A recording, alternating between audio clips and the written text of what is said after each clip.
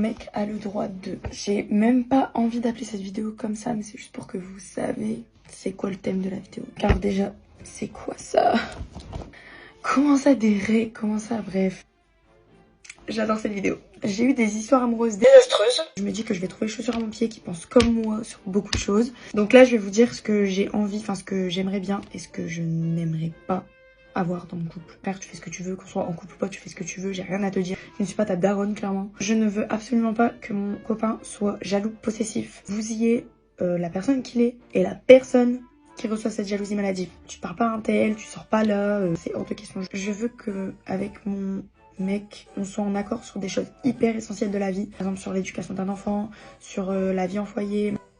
Tout ça, des trucs essentiels que vraiment au début d'une relation, forcément, on ne parle pas. Mais je trouve que c'est bien de mettre tout de suite les barres sur les T, les points sur les i. Parce qu'une fois que vous retrouvez un appart ou une maison ou avec un gosse et que ça ne va pas, c'est niet. C'est mieux de mettre ça au clair dès le début. Après 1 an et demi, 2 ans de relation, machin, enfin, vous avez compris. Je ne veux absolument pas que mon copain vive du coup avec mon passé. Les garçons que j'ai fréquentés, ce qui s'est passé. Genre nous on est le présent et le futur, on n'est pas le passé. Donc pour moi, avoir un copain ou une copine, c'est un plus.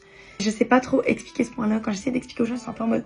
à partir du moment où la personne te fait passer plus des mauvais moments que des bons, je trouve que c'est inutile de continuer. Il peut y avoir des hauts et des bas, bien sûr que oui, mais si ça commence à être trop récurrent, c'est stop. Bien sûr, règle essentielle, tu sors où tu veux, tu t'habilles comme tu veux, tu parles avec qui tu veux, t'as le droit d'avoir des copines filles.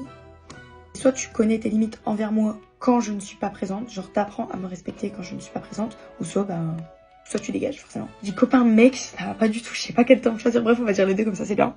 Il faut que mon copain s'entende bien avec ma famille, genre il faut que ce soit cool.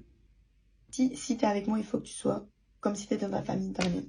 Je veux bien te donner ma localisation, mais c'est absolument pas pour que tu puisses me pister. Je suis grande, je sais ce que je fais ce que je veux. Je te donne ma localisation pour que tu saches où je suis et au cas où il m'arrive quelque chose, que tu saches où j'étais la dernière fois.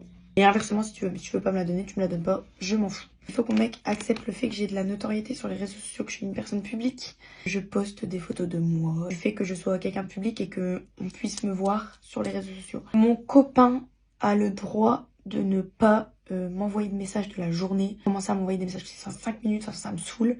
M'envoyer des messages ou appels, hein, ça c'est pareil. Hein. Ça me saoule, on dirait un insecte, frère. C'est ok de pas s'envoyer des messages toutes les 5 minutes. Mon copain a totalement le droit d'avoir son jardin secret. S'il y a des trucs qu'il ne veut pas me dire, il ne me dit pas. Mon copain aura totalement le droit de passer du bon temps, d'être heureux de son côté. C'est pas parce que je ne suis pas là qu'il a pas le droit de s'amuser. Faut qu'on ait du temps à nous deux séparés. Je vais manger, je reviens, je trouve faim. Ah oui, point essentiel, il faut que tu t'entendes bien avec Juliette, sinon c'est dead. Je sais plus ce que je voulais dire. Il faut à tout prix qu'on communique sur tout et n'importe quoi.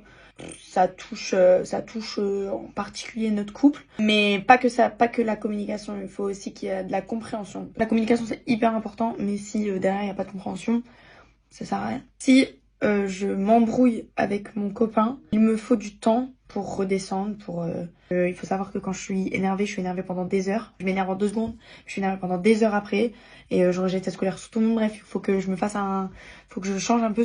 Et on a totalement le droit après une embrouille, de se laisser du temps. Genre même si on se parle pas pendant 24 heures, il n'y a pas de souci, on finira par se reparler dans tous les cas. En général, quand t'es énervé, tu dis des trucs, tu les penses pas. C'est tout ce que j'avais à dire. Forcément, après, là, je vais faire le montage de la vidéo et tout, et il y a des trucs qui vont me revenir, mais j'ai dit l'essentiel en vrai, là, donc... Ah oui, non, j'ai oublié un truc. J'ai oublié un gros point essentiel. Mon copain ne sera pas une prise de tête, et je ne serai pas une prise de tête. Je ne veux pas être en couple pour me prendre la tête. Pas de prise de tête, s'il te plaît. On est jeunes, viens en vie, viens en profite, on se casse pas la tête, tu vois. Voilà, je sais à peu près tout. J'avais juste oublié ce gros point. Si jamais j'ai des trucs qui me reviennent et que c'est vraiment... Il y a vraiment beaucoup de trucs, je ferai une partie 2. Mais